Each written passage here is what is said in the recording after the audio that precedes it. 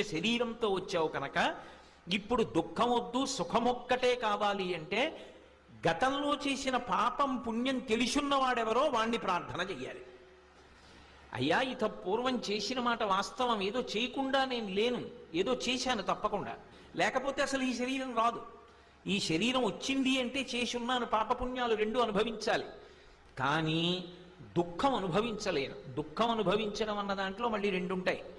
ఒకటి అనుభవించగలిగినంత దుఃఖాన్ని ఇవ్వడం, అసలు దుఃఖమే లేకుండా చేయడం. అసలు నాకు దుఃఖమే వద్దు, ఒకడు అనుభవించేస్తాను కానీ బాగా తగ్గించి, నేను ఎంతైతే అనుభవించగలనో అంత రూపంగానే ఇయ్యి, అంతకన్నా మిగిలింది తగ్గించేసి. ఇప్పుడు ఎవరిని అడగాలి? ఈశ్వరుణ్ణి అడగాలి. ఆ మాట ఈశ్వరుణ్ణి అడగాలి అంటే ఎలా ప్రార్థన చెయ్యాలి? అసలు ఆయన్ని ఆ ప్రార్థన